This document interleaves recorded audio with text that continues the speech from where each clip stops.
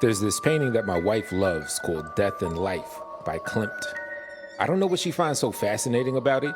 I made all the right noises when she showed me her beloved framed print when we were first dating, oohing and eyeing and making up some bullshit about warm and cold color schemes and the specific choice of angles and line. She was an artist. Our first few dates involved long walks through the museums, starting in Picasso's Blue Period and ending in heavy petting and blue balls. I took an art history course as an elective when I was finishing up my doctorate. I remembered enough of the lingo to charm my fantastically gorgeous future wife and lure her back to my stupidly filthy apartment. We're talking me as the foul bachelor frog, sitting on a lily pad made of an empty takeout containers surrounded by a pond of enough unwashed clothes to keep a laundromat in business for a cool 6 months. I remember scrambling to find 2 of any sort of cup-like containers for the bottle of wine that we had brought back while she was in the bathroom. I rinsed out a couple coffee mugs and I ran into the bathroom to try to clean up the condom wrappers that had been sitting on my bedside table since 2003. On the bed, neatly laid out against the rest of the chaos, were my wife's dress, bra, and panties. She came out of the bathroom completely nude aside from a pair of high heels, took the wine from me and took a straight swig from the bottle. I fell totally, completely, and irrevocably in love. I have no head for artistic things. I work in finance. I get creative with numbers, not paint. But I fucking love her stuff. She made a name for herself over the past few years. Critics call her the American Damien Hirst. One of her first exhibits was composed of a dozen oil paintings and rotten pastries surrounding an actual cake filled with thousands of dead ladybugs being fed to a mummified tarantula dressed up as Little Miss Muffet. I have no idea what it meant, but it was sick, successful, and catered by Balthazar, so I ate about 20 croissants. They did not have bugs in them, I checked. She was amazing. She had the body of a Laker girl and the face of a Modigliani model and still does. She's charming, charismatic, deep, the kind of person people flock to that want to be around constantly. She fucked like she had something to prove. She had a twisted sense of humor. As soon as I hooked up a job with enough figures to keep a girl like her satisfied the way she should be, I proposed. Bought her a historical brownstone in the city with a garden full of roses and hardwood mahogany floors. And for the first few years, she seemed happy. We were the kind of couple you see in New York Magazine and scoff at because they're just too damn lucky. But we had a rough spot, like all married couples do. She was still superficially the same woman that I fell in love with. Looked amazing. People always asked me when she was going to host the next dinner party. She still had an amazing eye for art. I knew she was miserable. I could see it. The misery in the corners of her eyes and the curve of her mouth. It happened gradually. First, it was the shower curtain. She bought 3 or 4 from a small boutique downtown, brought them home so we could choose one out together. We decided on one, pale blue, made of material that was impractical and way too expensive for a drapery in a bathroom, but we had the money and it made her happy, so why the hell not? A few days later, I was shaving and I realized that she still hadn't put the curtain up. It wasn't about until like a month later, after I had caught a glimpse of her hanging it up in her studio, cut to shreds and dyed it till it was almost unrecognizable. I chose to ignore it because I had learned it's usually not the best course of action to call an artist out on their creative license unless you want to start an all-out war with her with no discernible end. A year after that, though, I had no choice. She had been so on edge, it was like she was standing on a razor. She usually had a show every 3-4 months or so, and if anything, she had too many ideas. The galleries always asked her to trim down her collections. When a year passed without so much as a single finished painting, I started to worry, both about her well-being and about our bank account.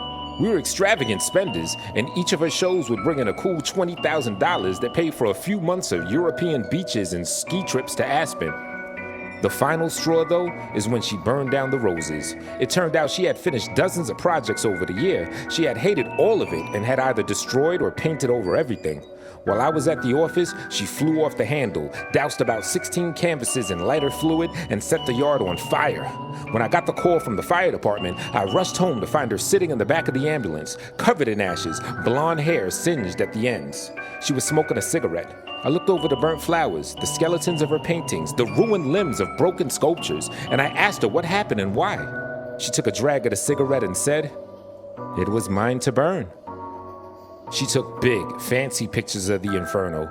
A family of bunnies suffocated in the smoke. She had them stuffed and mounted in size order on a baking soda volcano, like the kind that you see in middle school science fairs.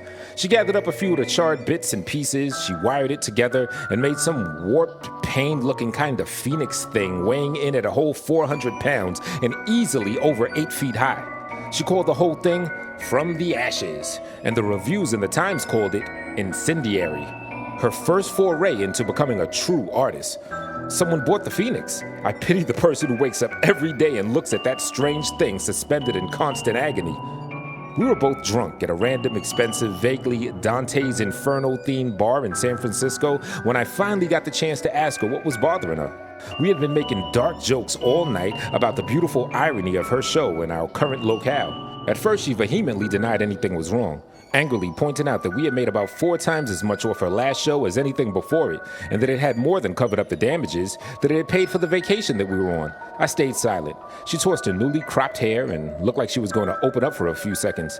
I saw her soft blue eyes fill with tears. Then she took a shot of whiskey from a glass that had a bull's head and smirked.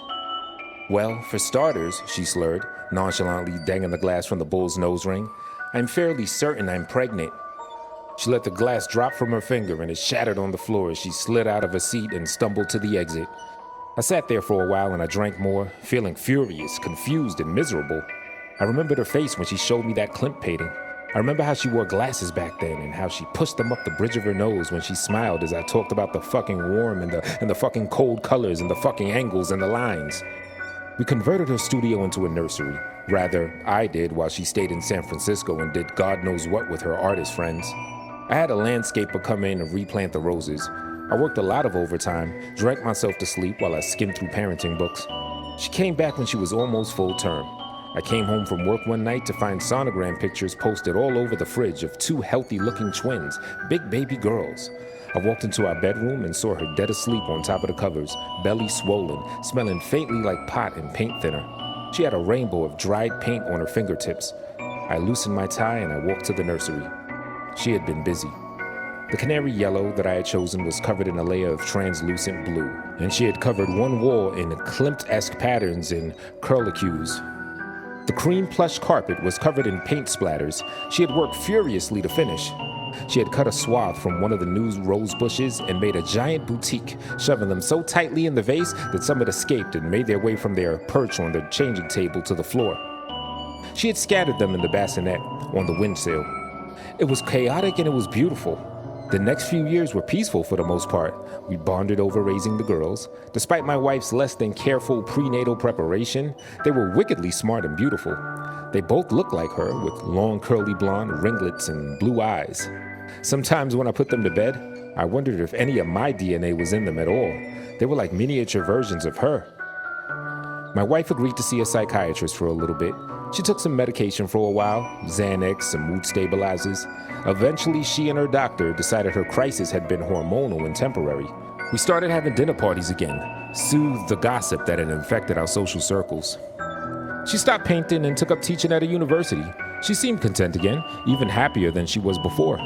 Every once in a while, I would catch a look in her eyes like repressed artillery fire, like she was ready to explode at any second, but it never lasted longer than a few seconds before they went back to the soft, cornflower blue that I know so well.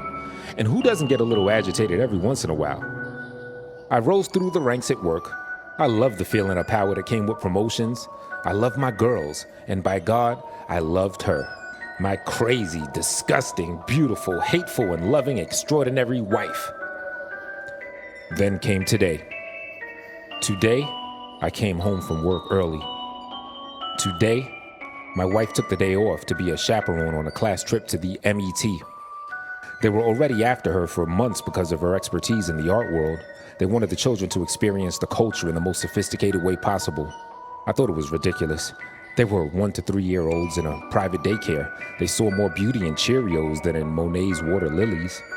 But they wore my wife down, and she was given a gaggle of toddlers and wide-eyed teachers to tour around the museum. I came home for lunch because I had forgotten my iPad that had notes on it for a presentation I was giving that night. I walked through the rose garden and I noticed a tiny piece of sculpture left over from the Ashes exhibit from so long ago. It was half of a tiny bird. It had the kind of exquisite detail that my wife used to be so famous for. I was pretty sure that it was an actual bird that she had cast in clay.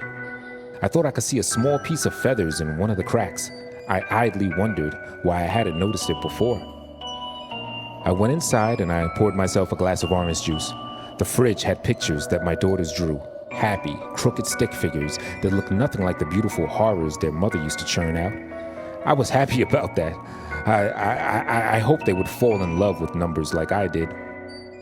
It was absolutely silent, and I sipped the sweet citrus and enjoyed the nothingness. Then I caught a vague scent of fresh paint in the air. Curious, I walked into the living room, and there was my wife, sitting on the leather couch with a bottle of wine, looking like an angel of death. She was covered head to toe in blue-gray body paint, with a special concentration underneath her eyes. She was wearing a revealing patchwork blue dress covered in crosses of various shapes and sizes. Not a dress, I realized, but the shredded shower curtain from so many years ago. I could see most of her still perfect breasts, the curve of her waist. The bottle of wine was elongated and painted a strange shade of orange. The smell of paint was stronger in here, an overwhelming smell of lighter fluid, and something else I couldn't place. She had shaven her head. I stared at her for a while, minutes, an hour maybe. Eventually, she took a swig of wine from the bottle, swirling it around in her mouth. I noticed paint, deep blues, and even deeper reds around her fingers. I sat down in the armchair across from her, unable to think of what exactly I wanted to ask her. Maybe because I knew. Maybe because I didn't want to know. I noticed the camera on the table between us.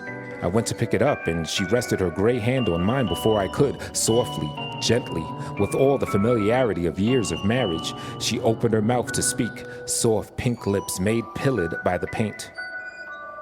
They were mine. And I've been sitting here, knowing what's behind the door to my daughter's room, with the Klimt wall we never repainted. Knowing why my phone keeps ringing with calls from the school, from the NYPD. Knowing why I couldn't find my sleeping pills last night. Knowing what that smell is. Seeing in my peripheral the red pooling and staining the carpet from underneath the door, the pile of clothes neatly folded next to my wife on the couch. I can picture that thick wire she used to fit to all of her subjects where she wanted them.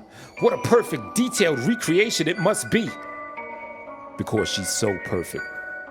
I see the phoenix in my mind's eye. I hope when she flicks that cigarette she's about to light, we both fucking burn.